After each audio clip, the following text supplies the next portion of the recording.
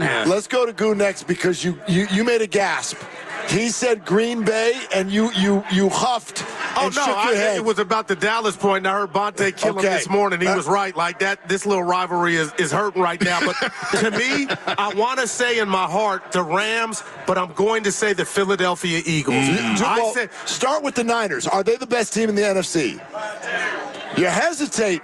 He's making a sour lemon face. That's a hesitation sensation. I'm trying to be real. I keep it real when I say it. I don't feel that way right now. So you think Greenlaw's injury to me has changed. I said the Eagles, and I'll say the Rams. I'll go those two. I think we're in front of the defensive player on the Rams. Oh my gosh! I didn't like that. Hey,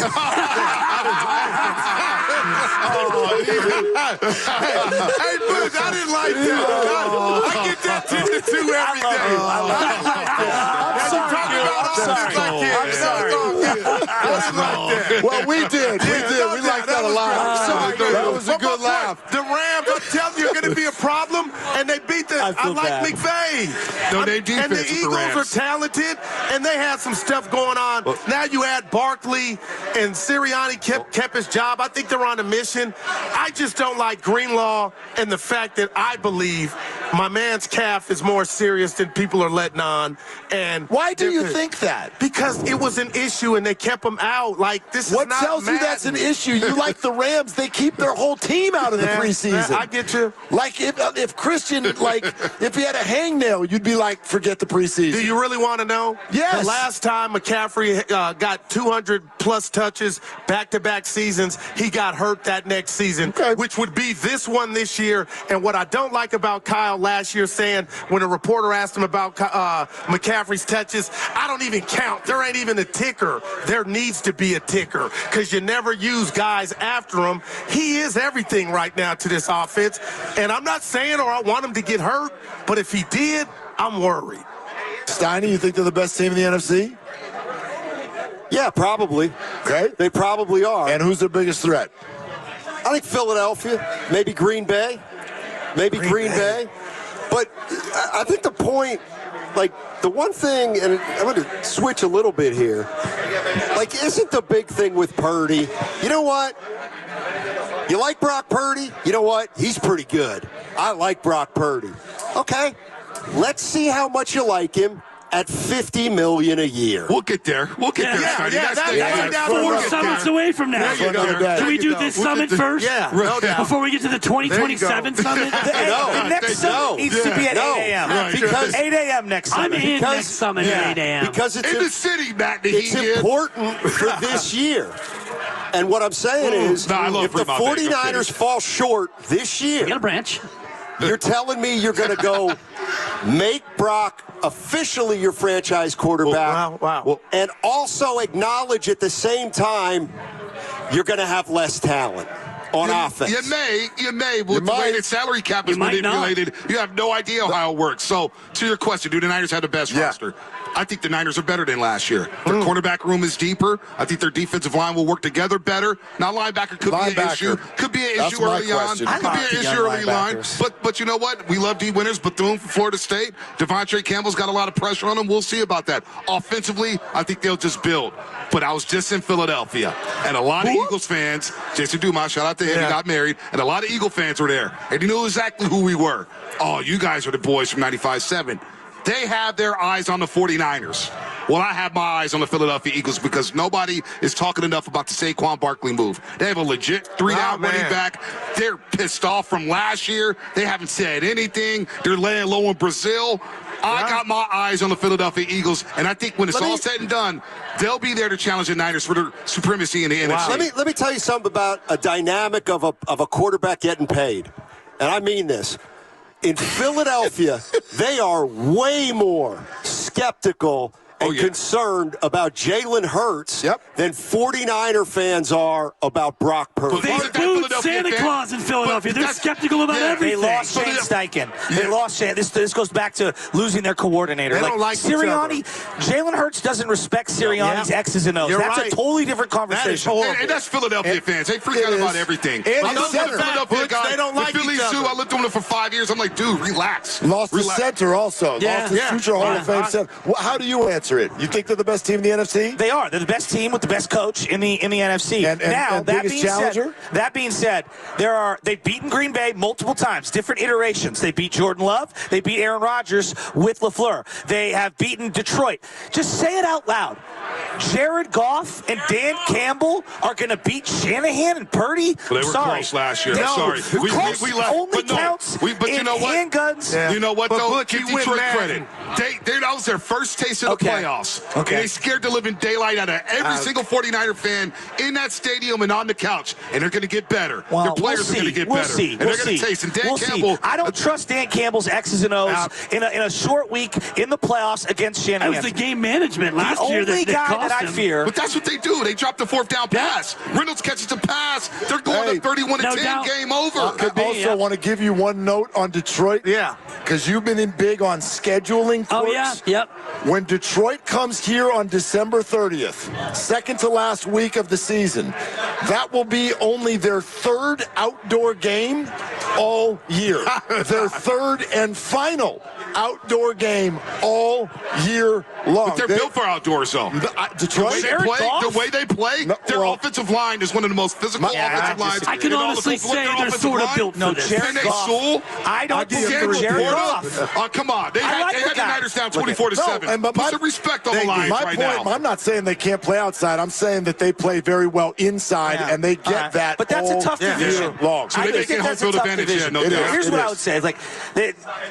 The 49ers have one combination that I am really petrified. It's Stafford McVay. The team, the combo that's beaten them in an NFC championship game. They've got what they were looking for. They got that opposite receiver, a Cooper Kupp. They have a ton of rookie and second-year defensive players. They got a white boy linebacker goo that you're going to love. All right? And they got two white boy receivers that are bald. Absolutely. But you know what? We did this with the Rams going into the playoffs. Even Baldy came on the show. The team to fear is the LA Rams. It is. And they bowed out in the first round. They went out to But Detroit. they have a run I'm game. so sick of the Rams. The Rams won one game against the Niners. That was the most important game. But the Niners own the freaking Rams. The Rams, McVay's Shanahan's son. He has a Super Bowl. Can he really be his son? They got the one win. I'm stuck on the fact that Puka Nacua is white. I didn't know where were you going with that, dude. But anyway, Talk about white boy everything. This is the summit in Fremont. Say hello. The Red and Gold Summit, thank you for all being here. We're nowhere near done. I want to go through each guy, though, and get an answer to this question. For the Niners to win a Super Bowl, and Bonte, you go first. For the Niners to win a Super Bowl, blank needs to have a career year. I'm going with Nick Bosa again. Wow, man. I'm going with Nick Bosa. He's got to have the year he had 2 years ago, and he has to dominate to the point where offenses don't even want to draw play-action passes his way. They don't want to run the ball his way. They want to double and triple team him, which frees up Leonard Floyd and Hargrave. My guy, number 97, Nick Bosa, has to have a monster/career year for the 49ers to win that Super Bowl. So if you're going to take him, I want to take someone like Jair Brown, who's going to be in the back end of that defense. But I'm going to take Brandon Staley and Nick Sorensen. Wow. The combination of them. If the Niners can get back to being a top 5 defense that's humming on all cylinders, and you have this secondary to go up against the Eagles wide receivers, the Rams wide receivers, Detroit, the Packers, that is what can separate the 49ers defense from all those other defenses. So I'm going to say Sorensen in his first year with Brandon Staley. Dibs? Deebo Samuel. He's a game changer. He's a chain mover. And when he's healthy, their offense is completely different. The pre-snap motion, the jet sweep. You can be the running back. He's the yak boy. He's the boombox carrier. He matters so much more than just the catches. Brandon Ayuk is going to play. He's going to do exactly what he did last year, I would imagine. He's reliable. If McCaffrey's healthy, he's legit. Purdy is solid. If Deebo elevates and has a career year, your offense becomes unstoppable. Well, the best friend. That's for love. The best friend of a good offense is obviously a great defense, and we hear cliches like defense wins championships. I'm going to answer that by saying Fred Warner, because that's the spot of my concern. Is Fred has been able to be the best linebacker in football at times because he's next to Dre, and now he's not. And I don't know what they're going to get out of that other position. I like D also, but we'll see how that thing all shakes out. Save that sound. Yeah, Fred. You're welcome. Pause. You're welcome. I like winter. That was breathe a little bit. I like him, but I need, Fred's going to have to be next level. Save that back there in the studio. That's for you. He's blushing. Go ahead, Steiny. Who's got to have a career You can't take use year? check, Steiny. You can't take use check. All right? He's down on use check. Look at Be careful talking about fullbacks. We got one in the building. Yeah. Well, we got a real fullback in the building. Wow. We got a guy who actually carried the ball, not as a decoy. Anyway, have you answered any of the questions that we've asked yet today? Purdy. Every time we bring something up, you're like, so I saw It's a movie Brock yesterday. Like, what are you doing here today? Go ahead. All the guys you mentioned, they're terrific players. They all have a track record over years. Debo, we know what he is. We know what all the 49ers are. We know what Brock Purdy is, but he's only done it for a year and a half. To me, it's got to be Brock Purdy. What if he has a bad year but a great playoffs? Is that a career year? Like Flacco, for example, had one of the great playoff runs I've ever seen. Eli Manning, great playoff run. I'm just throwing that out there. No, because Mahomes didn't have a career year last year, but in the playoffs, well, I think it's highly unlikely if Purdy has a bad year. That means they're probably going to go into the playoffs as a 5 seed or and that's going to make it tougher. Let me tell you who it's not. Trent Williams. That's who it's not. Why are you down on him? That? The only man in the world that's down on him. You see his Mastiff dog, that big old black dog he had? Oh, he's got a dog. Oh, he's got a big dog? Oh, well, he's the greatest lineman of all time. Trent Williams. Your take only counts if you say his name twice. Right. Trent Williams. There it is. Trent Williams. Guru. I'm going to shock you guys, and I find this is a fundamental flaw Jake Brendel. about this player that wears number 85. And if he didn't play another down in the Niners, I would remember him for that New Orleans game years ago down in the Bayou. And watching the receiver doc, and I'll wrap it up on Netflix, lets me know this is the ultimate team guy, but he can do more. I'm not telling you he's Travis Kelce, but he has hands. And my last time mentioned in the Bay Area Sports Hall of Fame, being Bonte's +1, the great John Taylor said he's told Kyle he would like the Niner offense to use George more in the passing game, and maybe that's my answer as to why their offense was so pedestrian all playoff long. So it's George Kittle. Forget blocking. That's not all his job. He can help you and be a mismatch downfield. Yep. So give me 85 more, and maybe you might be wearing some bling. George Kittle. Yeah. Does anybody ever? Don't hate on me. Does ever, the weaponry? Does anybody ever think, okay, Brandon Ayuk? Oh, he's a great blocker as a wide receiver. Now you got George Kittle. Oh, he's a great blocker as a tight end. What's your point? My point is that who's your receiver? Deebo Samuel. He's a running back. Like, they don't have guys who fill traditional roles. That's why they're so good. It's positionless football. I don't know. That's why Kyle's a genius. And remember, you'll remember the playoff game where they set Trent in motion, wiggle, pow! Dibs, it only worked. It worked once. They tried to do it again against the Rams on 3rd and 7. And my dad goes, you're running the same play? I knew They read it with use check. And then they didn't go for it on 4th and 3. They kicked a punt, dropped it down at the 2, and Tart missed the interception. Dropped the interception. And the next play, Odell Beckham Jr., 30-yard catch, 15 yards. And that's when my dad started packing up the bag and he was ready to leave. He goes, Jimmy Garoppolo getting the ball Joe back. Shasky, the Deuce, rest in peace. Dude. I'm glad he made it in the summit. I like your answer about Staley because I think Staley can maybe get in Kyle's ear. Hey, Kyle. That's what I'm saying. What about we go for it here, Kyle?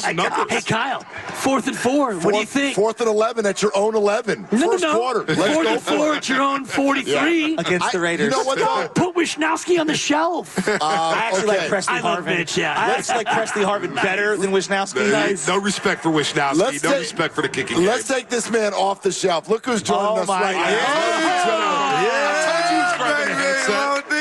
Look at him. There's the boys. Joe Montana's up in the club. Hey, Neal, you look like you play right now, man. Come on. You inspired me. I saw you running the stadiums, running the stairs, hands up, panting. You were getting it in. Philadelphia. Hey, Low Neal, And true you went, story. like you did it once. You was like, I'm sure you can. Let's go. And you had everyone. I mean, you had everyone's watching you. I was like impressed. Hey, true story. Low Neal, Raiders training camp was like, Bonte, wake up and work out with me. I woke up and work out with Low Neal, and trust me, I almost died. Hey, Low Neal was like, young man, I'm surprised you made it. I thought you were going to quit. In my head, I was like, I wanted to quit 15 minutes ago. But we made it, Low Neal. We made it. And then he brought breakfast, too. We did it. We did. Shout out Low Neal. So we did good. it. I had a lot of great stories. Me and Goo, we went to a game together. Oh, boy.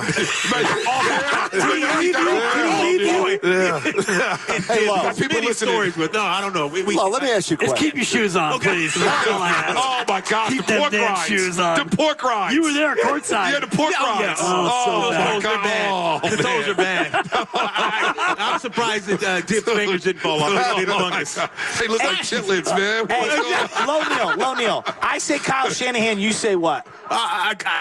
What do you say about the guy? He's a legend. I think that this Shanahan, what he's able to do with the consistency, how he's done it over the years, that's hard to do. I know we're coming up short, haven't won the Super Bowl, but to get in the playoffs, go ask a bunch of other teams how hard it is to get in there year in and year out and be successful. Okay, you did that for the fans. Areas of improvement. I think you got to get better on defense. I think last year your defense struggled. I think when you look at this year, you're going to play a team that's the Jets and a guy who knows your offense well.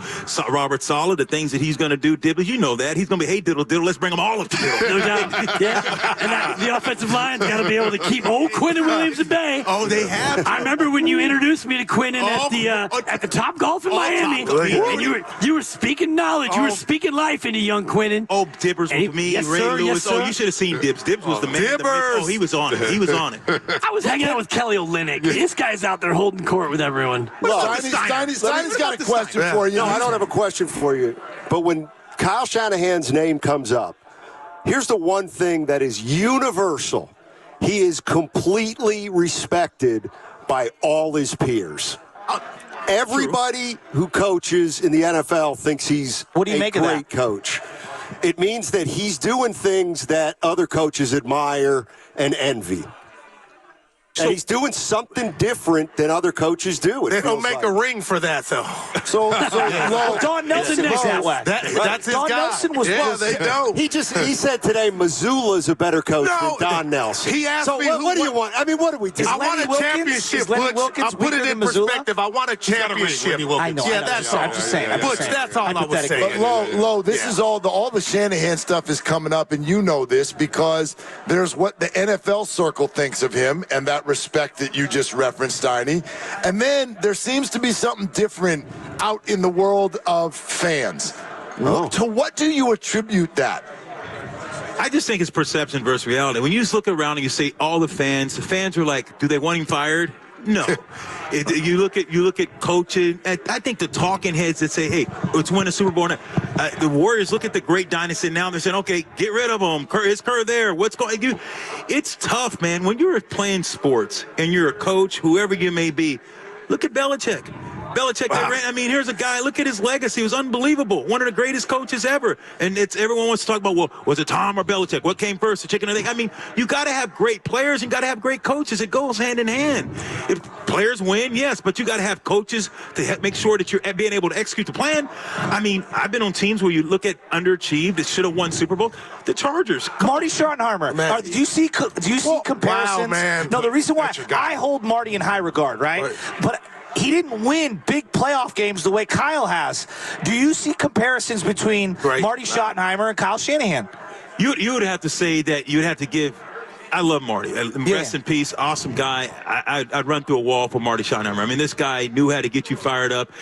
And I thought, hey, playoffs, I think that later on in his career, he wanted to win so bad that sometimes logic went out. And sometimes players or sometimes coaches say, okay, they want to win so bad for the coach, you stop doing your job and you start trying to do too much. Marlon McCree, me and Dibbs, we used to talk about all the time. Marlon McCree. You just fall down. Lay down. Before the game, before the game, I know. Okay, stop. I'm sorry, Lo. I love that Chargers team, man. So you guys are good. And those are the things that you just like, look, fall down the games, but a guy's trying to do too much. Why? Trying to make a play. But you got LaDainian Tomlinson to make a play with offense. 21, you know, it's like lay down, let it go, let the offense come back and just kill the clock, and then instead you fumble the ball, give it to him on the short field, and it's over. Yeah. So you bring up LT. How does McCaffrey avoid the 400-plus yard carries last year, the touches, the 400 touches, and do the unicorn thing that LT did? What did LT, 8 straight years? 8 straight years of 400 touches. How did he do it? Well, you're looking at it right there. Yeah. Smooth sailing behind the big fella. Yeah. No hits at the first level. He's not going to say it, but there's been a lot of internet stuff going around about LT's highlights, and I love to watch it because you see big old 41 sticking the big old moneymaker. He was in the McNair, Doc. Well, He was take this, White Check. Take this. No doubt. I think a lot of it has to do, you got to be blessed, you got to be lucky, but you got to look at McCaffrey and LT. What do they have in common? I think people they don't take big shots. That's right. Yeah. You never elusive. Yep. You never seen LT get just knocked. Squared you up. don't really see that happen in McCaffrey because they're able to get out of the way. They know how to get the last yards and get down. That's how you're able to do that. He's not like, you look at Jerome Bettis. Look how many times he used to carry. But look, when Jerome would get close, what would you just get little? Get on the ground. Big as he was. So you have to be smart. McCaffrey didn't play preseason for a reason. They're going to have to lean on him. They're going to have to lean on him heavy this year because, and it's going to start early. You got the reason why him and LT, I think a lot of similar. They can do other things that a lot of backs can't do, and that's out of the backfield. Yep. You know that, man. What they do out of the backfield is just amazing. Underrated, too, pass blocking in the backfield on third down, giving your quarterback time to throw the ball. Nobody talks about that stuff, Steiny, when it comes to blocking. McCaffrey, that's why Jordan doesn't Steiner. Wait, say what? Blocking. What about blocking matters? McCaffrey. Don't worry about it, Steiny. Thanks for putting your headset back on. So you're saying McCaffrey has the luxury of running behind Juszczyk and Trent Williams. Okay. And Kittle. This might be the most Aaron Banks. important. Playing with 2 left tackles. Guys, Get him back on the rail. get on the rail. Go ahead, This Will. might be the most important question any of us could ask Lo Neal. And first of all, Red and Gold Summit, Fremont Bank, thank you again, all of you, for being here.